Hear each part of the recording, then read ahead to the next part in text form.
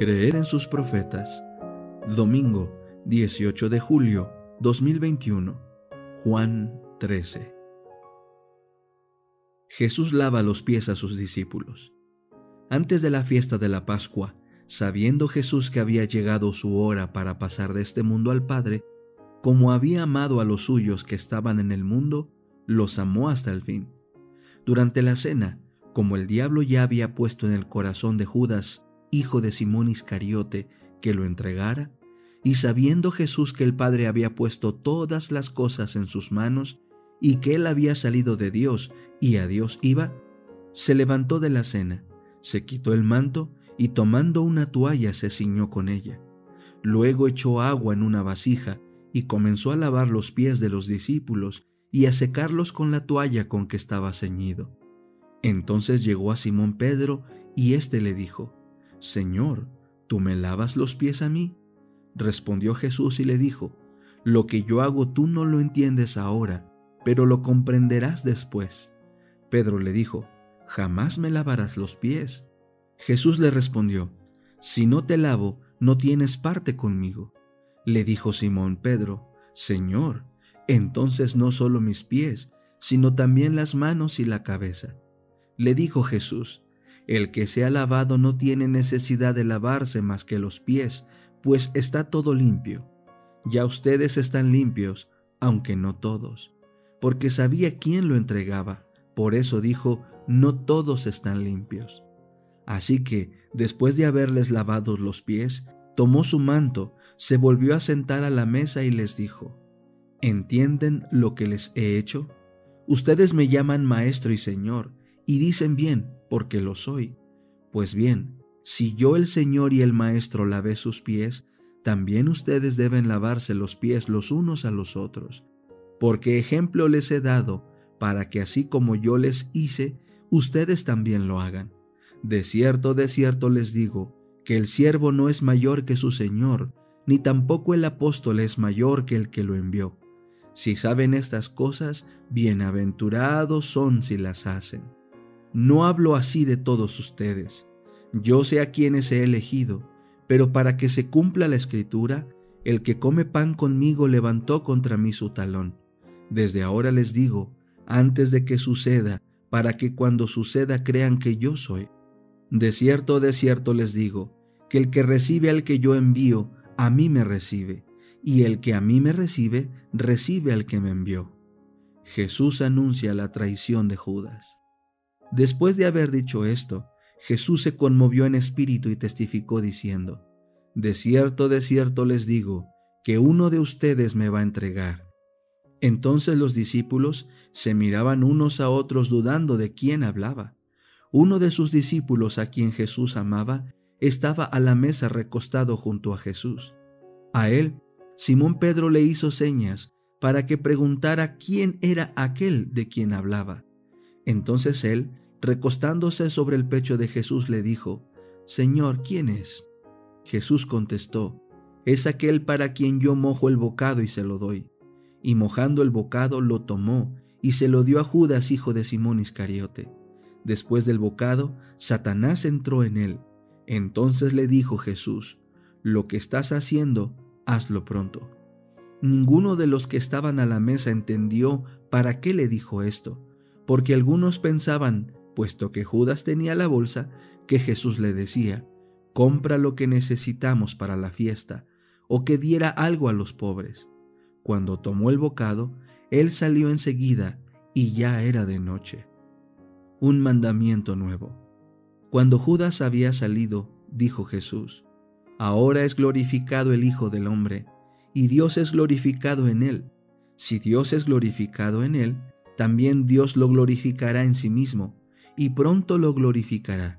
Hijitos, todavía sigo un poco con ustedes. Me buscarán, pero como dije a los judíos, a donde yo voy, ustedes no pueden ir. Así les digo a ustedes ahora. Un mandamiento nuevo les doy, que se amen los unos a los otros. Como los he amado, ámense también ustedes los unos a los otros. En esto conocerán todos que son mis discípulos, si tienen amor los unos por los otros». Jesús predice la negación de Pedro. Simón Pedro le dijo: Señor, ¿a dónde vas? Le respondió Jesús: A donde yo voy, no me puedes seguir ahora, pero me seguirás más tarde. Le dijo Pedro: Señor, ¿por qué no te puedo seguir ahora? Mi vida pondré por ti. Jesús le respondió: ¿Tu vida pondrás por mí? De cierto te digo, que no cantará el gallo antes que me hayas negado 3 veces. La oración, capítulo 16. La oración privada. La oración privada es esencial. Es imposible que el alma florezca mientras la oración no es un ejercicio especial de la mente. La oración familiar o pública solamente no es suficiente. La oración secreta es muy importante. En la soledad, el alma comparece desnuda ante el ojo escrutador de Dios y se examina todo motivo. La oración secreta, cuán preciosa es. El alma en comunión con Dios. La oración secreta solo debe ser oída por Dios. Ningún oído curioso debe enterarse del contenido de esa petición. En la oración secreta, el alma está libre de las influencias circundantes, libre de excitación. Con calma, pero con fervor, buscará a Dios. La oración secreta a menudo resulta pervertida y se pierde su dulce propósito al orar en voz alta. En lugar de la confianza tranquila y serena y la fe en Dios, con el alma expresándose en voz baja y humilde, la voz se eleva a las alturas, se produce exaltación y la oración secreta pierde su influencia suavizadora y sagrada. Se produce una tormenta de sentimientos, una tormenta de palabras, de modo que resulta imposible discernir esa vocecita que habla al alma cuando ésta se entrega a su devoción secreta, verdadera y sentida.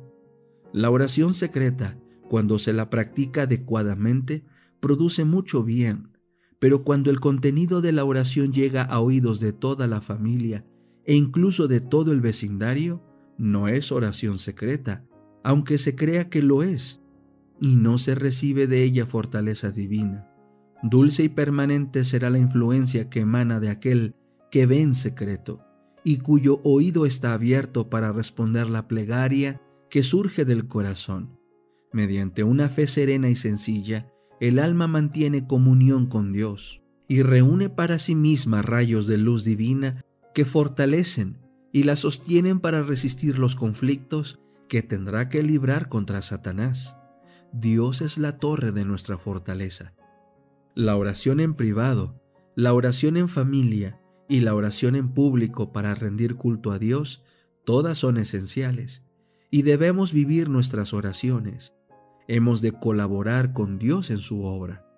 La necesidad de orar y velar en todo momento y circunstancia. Su mal se inició cuando comenzó a descuidar la vigilancia y la oración secreta. Luego sacrificó otros deberes religiosos y así se abrió la puerta para todos los pecados que siguieron. Cada cristiano será asaltado por las seducciones del mundo, los clamores de la naturaleza carnal y las tentaciones directas de Satanás. Nadie está seguro. Cualquiera que haya sido nuestra experiencia, por elevada que sea nuestra posición, necesitamos velar y orar de continuo. Debemos ser dominados diariamente por el Espíritu de Dios, o seremos dominados por Satanás. La oración nos lleva a la presencia de Dios. La oración, ya se eleve en público, ya se ofrezca sobre el altar de la familia o en secreto, coloca al hombre directamente en presencia de Dios. Mediante la oración constante, los jóvenes pueden adquirir principios tan firmes que ni siquiera las tentaciones más arrolladoras los aparten de su fidelidad hacia Dios.